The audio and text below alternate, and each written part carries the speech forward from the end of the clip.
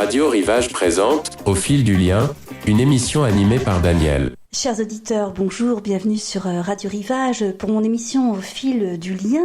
J'ai le plaisir aujourd'hui de recevoir Marie, qui est présidente de l'association Sagari, qui est accompagnée par Jean-Pierre, qui est pastelliste. Bonjour Marie. Bonjour. Merci d'avoir accepté mon invitation pour mon émission. Et merci de nous recevoir, c'est très gentil. Merci pour nos auditeurs. Alors, je vais commencer par vous, Marie. Ensuite, j'interrogerai Jean-Pierre, qui nous fait le plaisir de vous accompagner. Et donc, pour nos auditeurs, cette interview est la première interview à deux voix. Alors, Marie, racontez-nous, pour nos auditeurs, la genèse de cette association Sagari. Alors, Sagari, c'est né le 18 novembre 2018, autour d'une table. Charlène, qui avait subi des violences et qui était chanteuse de soul, avait envie avec ses amis qui avaient les mêmes séquelles de la vie difficile qu'elles avaient vécue avec leur conjoint, de créer cette association.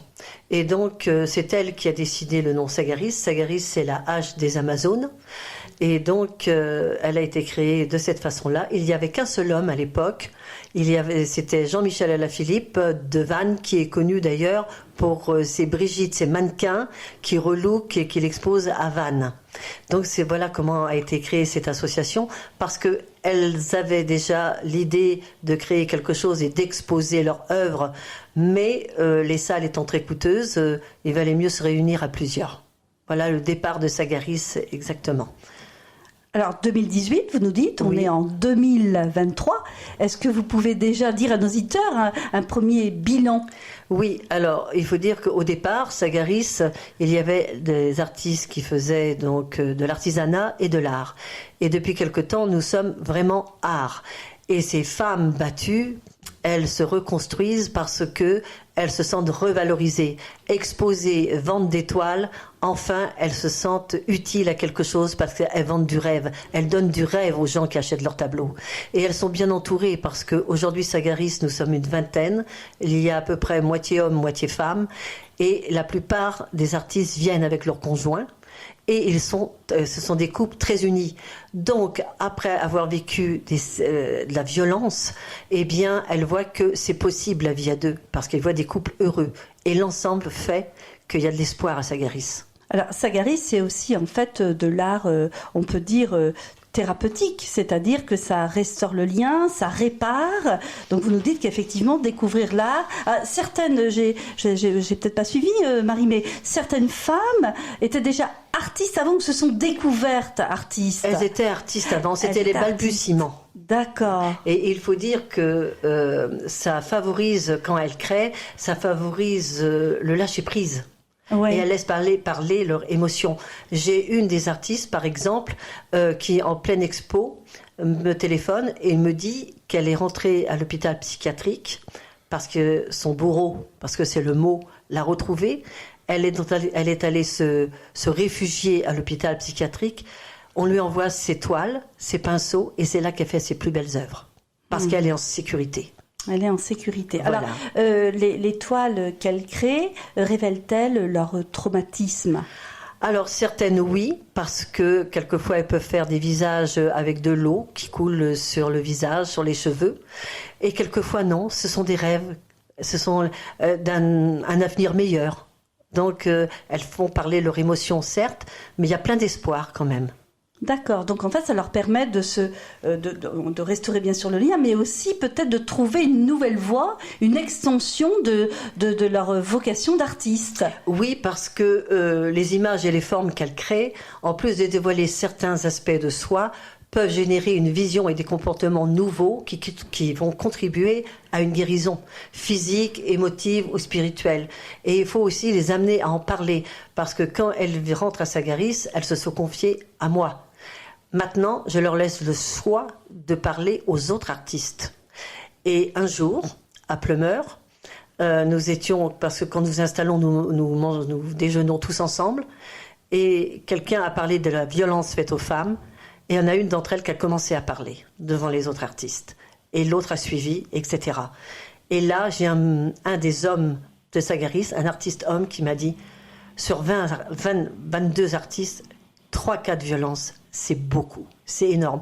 Sachant qu'au mois de juillet 2023, nous sommes à 70 féminicides en France. En France. 10 féminicides au mois de juin qui ont laissé 17 orphelins. C'est énorme.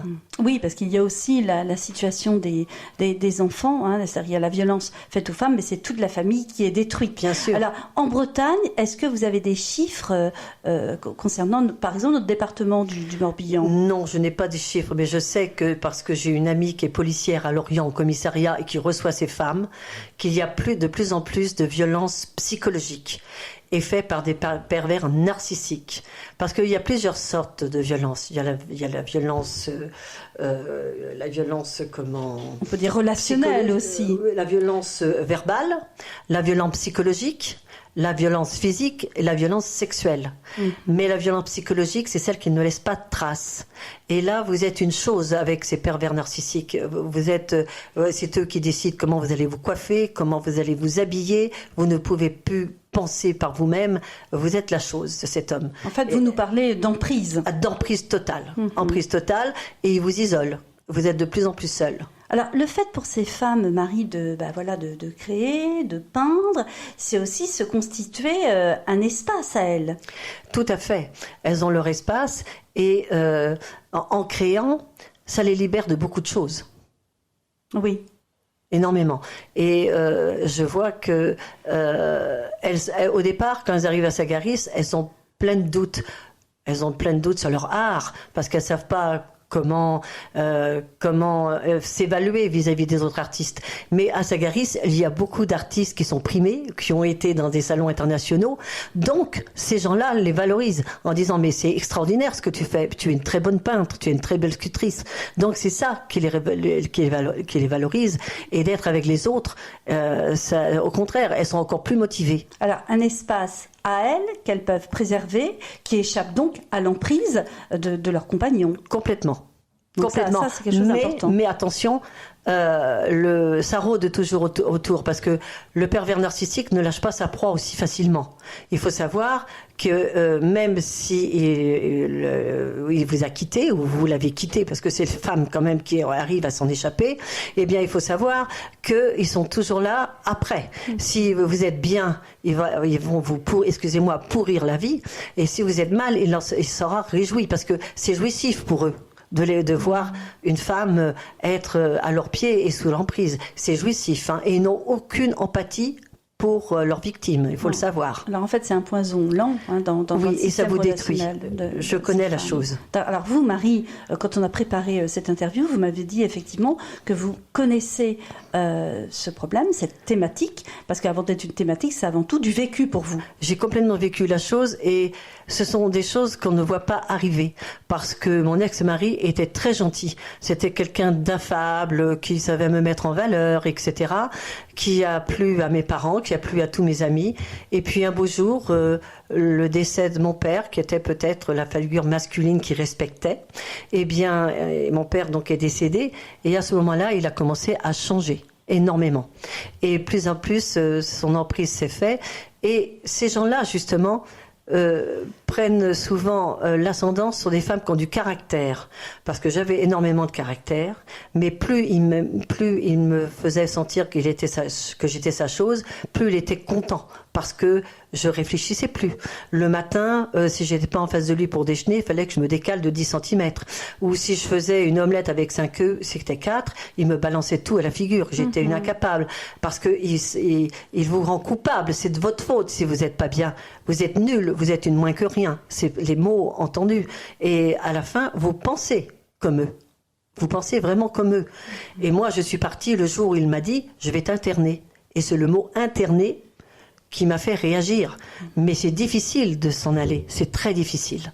Alors, ça rétrécit l'espace qu'on a, hein, l'espace vital, hein, vous l'expliquez très bien, et en même temps, toutes les femmes qui sont dans cette association Sagari, ça leur permet de se créer aussi un nouveau monde et aussi un nouveau relationnel avec des personnes. Tout à fait. Et en plus, vous savez, quand on quitte nos bourreaux, parce que j'appelle ça des bourreaux, eh bien, on ne sait pas à qui s'adresser.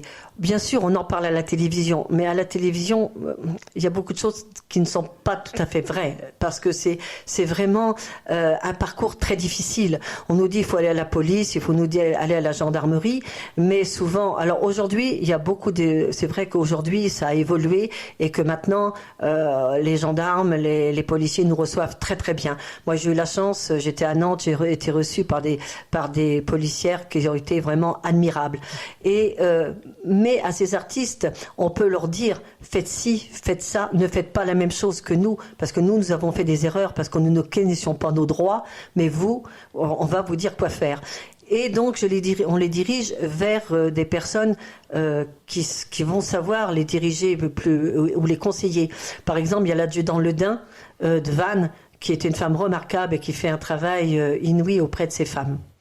D'accord, donc en fait, vous ne faites pas seulement en fait des expositions de peinture, de création, vous avez aussi un véritable accompagnement psychologique, c'est ça qu'on entend. Oui, on essaye, et même, vous voyez, dernièrement nous étions à Auray, parce que nous sommes d'Auray, même si les artistes sont tous du Golfe du Morbihan.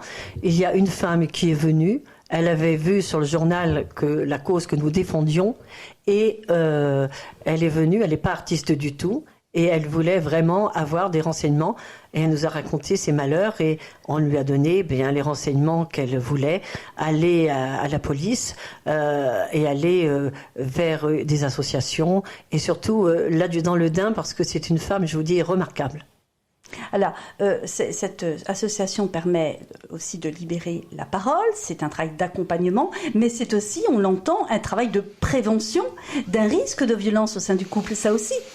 On en parle beaucoup, c'est vrai qu'on en parle entre nous. Et vous savez, quand nous faisons les vernissages, nous avons beaucoup de monde. Et j'en parle toujours parce que ça concerne toutes les couches de la société. Ça peut concerner votre sœur, votre maman.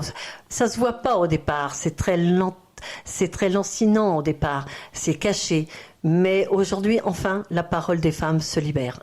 Alors, est-ce que justement vous voyez un changement maintenant vous trouvez que la parole se libère davantage et ce qui se dit est plus, est plus dense et il y a plus de réflexion? Oui, parce que vous voyez, ces femmes-là avant n'auraient pas osé parler. Et lors d'un dîner, comme je vous disais tout à l'heure, elles ont osé parler devant tous les artistes qui étaient là, hommes et femmes. Elles ont expliqué ce qu'elles ont subi. Il y en a une qui a dit combien de fois j'ai failli être jetée du premier étage. Elles ont parlé. Et ça, avant, elles ne l'auraient pas fait. Pas devant tout le monde. D'accord. Et je les laisse parler, on les laisse parler. C'est pas à moi de dire aux autres artistes, telle personne a vécu des violences conjugales. C'est elles qui parlent, quand elles en ont envie. Et elles en parlent. Donc, si elles en parlent, c'est qu'elles ont fait un bon bout de chemin. Alors, elles ont fait un bon bout de chemin, et puis aussi, elles se sont appropriées aussi, leur vécu. Complètement. Mais je pense que les violences qui laissent le plus de séquelles, ce sont les violences psychologiques. D'accord. Donc, oui, vous pensez que les violences... Oui, parce qu'ils ne vous lâchent jamais. Mm-hmm. Ça change son caractère, c'est ce que vous voulez nous dire ? On est plus forte après. Mais vous savez, moi, j'ai quitté mon ex-mari en décembre 2014 et je l'ai revu comme en 2020, et quand je l'ai revu, j'avais une amie à côté de moi, et je dis je vais pas au tribunal, j'étais en pleurs, j'étais en larmes, je tremblais, et elle m'a parlé, elle a su me dire les mots, et depuis je n'ai plus peur de lui. Mais il a fallu du temps. Il a fallu du temps. Donc on voit que c'est en fait un cheminement intérieur. C'est un vrai parcours du combattant. Et vous dites un vrai parcours du combattant. Ah, complètement. Tellement les obstacles sont nombreux et importants. Oui, encore aujourd'hui. Encore aujourd'hui. Mm-hmm. D'accord. Alors, à côté de vous, il y a Jean-Pierre. Ah oui, alors je voudrais dire un mot sur Jean-Pierre. Oui, alors présentez Jean-Pierre à nos auditeurs. Alors, Jean-Pierre, c'est quelqu'un que j'apprécie énormément en tant que personne et en tant qu'artiste peintre, parce qu'il est très modeste, il ne vous dira pas, mais il a été primé dans beaucoup d'endroits. Et c'est vrai qu'il est venu parce qu'il y avait une artiste qu'il connaissait, dont la fille a vécu des violences aussi conjugales, et il est arrivé, et forcément, il soutient la cause comme tous les hommes et les femmes artistes de Sagaris. Et je voudrais juste, avant de lui passer la parole, Sagaris, comme je l'ai entendu, ce n'est pas une association d'artistes, de bonnes femmes battues par leur mari. Sagaris a 20 artistes.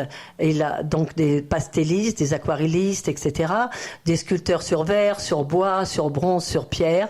Et beaucoup d'artistes ont été primés et ont fait des salons internationaux, dont Jean-Pierre. Donc il va vous parler de lui parce que c'est vraiment quelqu'un qui compte beaucoup à Sagaris. D'accord, merci pour cette présentation pleine de vitalité et aussi de nuances. Alors Jean-Pierre, approchez-vous devant le micro de Radio Rivage. Présentez-vous, vous-même avec vos mots à nos auditeurs. Bonjour Jean-Pierre. Bonjour Daniel. Voilà, moi je suis artiste pastelliste, artiste peintre. Et j'adore faire ce genre de choses. Et en plus d'exposer son travail, c'est une valorisation et en même temps une reconnaissance. Donc j'ai eu la chance de faire 2 années de suite le Grand Palais, plus quelques salons internationaux. J'ai été invité dans plusieurs villes en tant qu'invité d'honneur. Et c'est un plaisir pour moi de donner des conseils ou de donner des astuces pour que les gens puissent rentrer un peu dans mon monde. Et dimanche dernier, il y avait une petite fille adorable qui se demandait comment on faisait du pastel, et je lui ai montré comment on faisait une poire en faisant du pastel. Et elle est revenue avec sa mère, elle a fait des photos, et je pense que dans l'après-midi, elle lui a cassé les pieds pour pouvoir acheter des craies et faire ses pastels. Et moi, j'adore ça parce que il m'est arrivé, quand j'étais président d'une association, de donner des cours ou plutôt des astuces pour arriver à aboutir à un bon travail. Et j'avais parmi ces gens qui étaient là, une dame qui avait un problème de santé important. Et on a travaillé toute une après-midi. Et le lendemain, je rencontre son mari, je lui dis « ça va ?» Il me dit « écoute, je sais pas ce que vous avez fait hier », mais en rentrant, elle chantait. Et c'est une femme qui a une sclérose en plaques, elle se déplace qu'en fauteuil roulant. Donc voilà, j'estime que l'art est une façon d'oublier un peu son mal-être, le quotidien. Alors on peut dire que l'art, en fait, procure une vie augmentée. Exactement. Exactement. Alors, au-delà de votre travail d'artiste, ce qui compte aussi beaucoup pour vous, et c'est le cas de beaucoup d'artistes, peintres et d'artistes tout court que j'interviewe dans mon émission Au fil du lien, c'est de transmettre. C'est ça. C'est ça. On transmet. Les gens sont toujours, vous posent toujours des questions, sont toujours intéressés par votre travail. Donc, c'est beau de présenter une toile, de présenter un pastel comme je fais, mais ils aiment bien savoir un peu la façon dont vous avez fait, dont vous avez pratiqué. Et moi, j'hésite pas à leur montrer la façon de faire. Donc, si ça pouvait développer chez eux encore l'art ou ne serait-ce qu'une façon d'oublier le moment, d'oublier son être, d'oublier sa personne, c'est quelque chose de formidable. Alors vous concernant, Jean-Pierre, comment vous avez découvert l'art? Comment vous êtes devenu artiste peintre? Je crois que je l'ai été depuis très longtemps, puisque à 12 ans, j'avais déjà, à la ville de Saint-Denis où j'habitais, j'avais fait un concours et j'avais terminé 2e de ce concours, donc j'étais très content. Et puis à 20 ans, j'ai voulu faire une école de beaux-arts, donc j'ai fait une école de beaux-arts pendant 2-3 ans. Et puis quand on a une famille, il faut nourrir la famille, donc j'ai fait un métier qui était complètement à l'opposé de ça. Et puis une fois libéré de toute obligation, je me suis mis à faire de la peinture et je suis revenu. Donc maintenant, ça fait environ une bonne dizaine d'années que j'ai repris mes pinceaux, mes brosses, mes pastels et que je peins. Quel était ce métier, si c'est pas indiscret? J'ai été dessinateur industriel pendant très longtemps. Alors, et après... dessinateur, tout de oui, même. Déjà, donc oui, j'avais déjà un petit... Il faut tout nous dire, Jean-Pierre, au micro de Radio Rivage. Après, dessinateur industriel. Voilà. Et après, avec mon épouse, on a tenu une affaire de pressing à côté de l'aéroport de Roissy. Eh bien, oui, c'est un parcours de vie, effectivement, créatif, on peut dire, parce que là aussi, j'imagine que près de l'aéroport de Paris, il y avait de quoi créer. Il y avait de quoi faire. Il y avait de quoi faire. Alors, Jean-Pierre, pour nos auditeurs, expliquez ce que vous apporte cette association Sagaris, ce que j'appelais moi Safari, quand j'ai commencé à préparer l'émission. On est un peu dans l'exotique. Qu'est-ce que ça vous apporte et qu'est-ce que vous ressentez au sein de cette association avec les différentes rencontres? Alors moi, ce qui m'apporte beaucoup, c'est l'amitié qui règne à l'intérieur de cette association, l'entraide, puisque quand il y en a un qui est pas là pour accrocher ses toiles, ce sont les autres qui l'accrochent à sa place.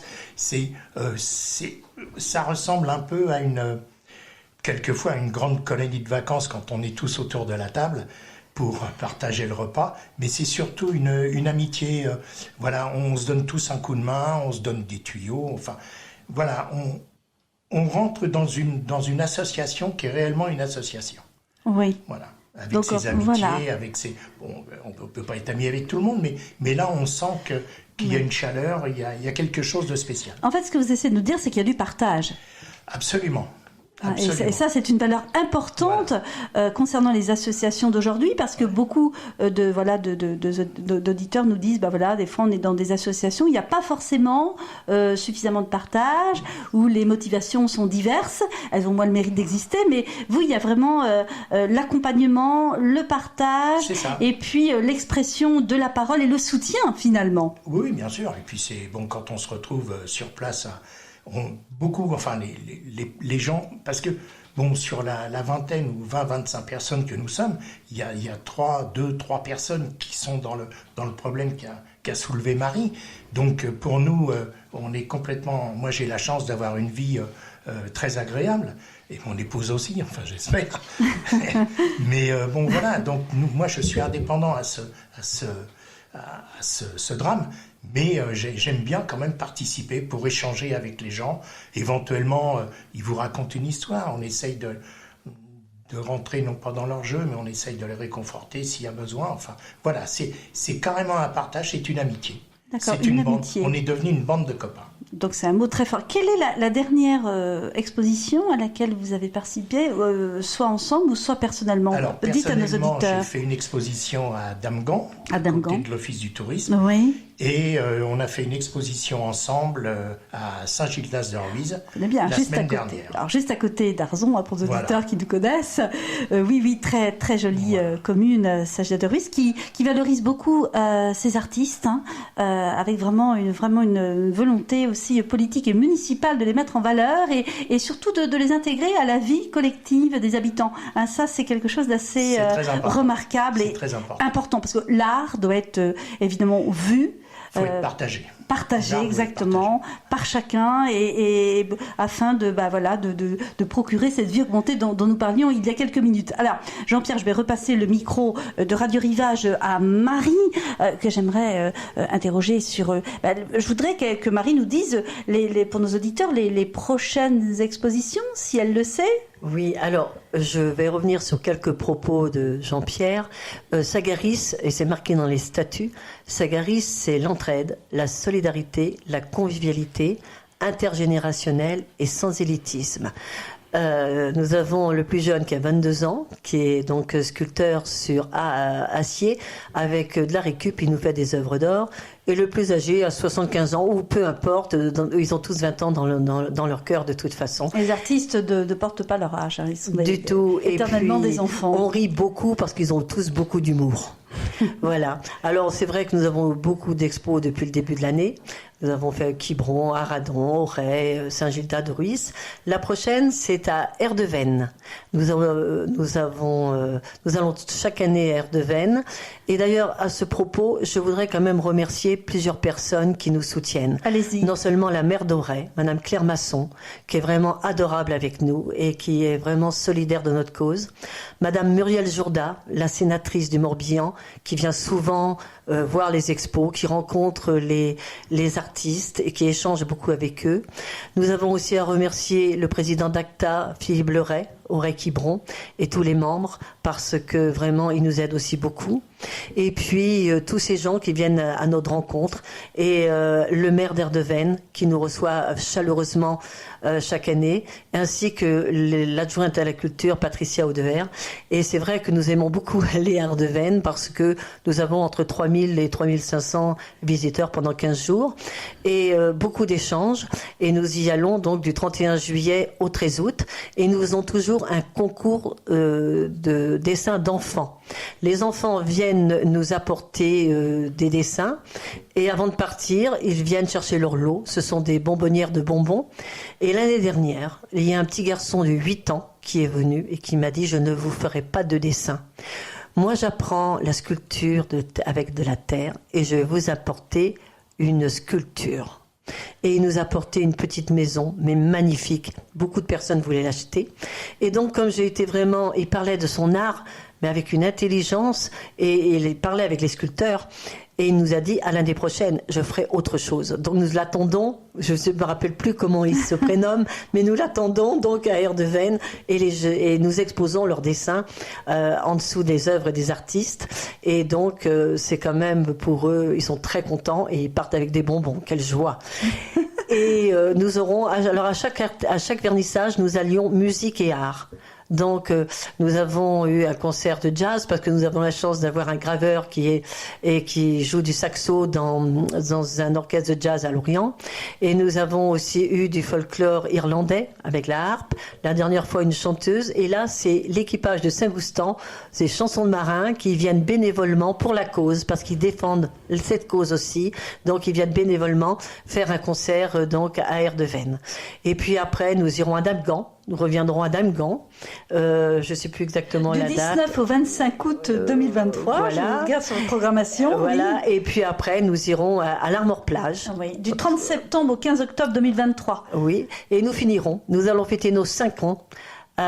Au Petit Théâtre d'Auray. Petit Théâtre qui est magnifique, il est classé monument historique et vraiment nous aimons y être, et nous fêterons nos 5 ans avec plein de belles surprises, et nos sculpteurs nous serons tous réunis parce que vraiment nous avons des sculpteurs sur verre, sur bois, sur bronze. Nous avons aussi Éric devant toi qui fait des sculptures marines et qui est chevalier des arts et lettres, et donc nous aurons vraiment tous nos artistes réunis parce que depuis quelque temps, on a des doubles expos, donc ils sont un peu séparés.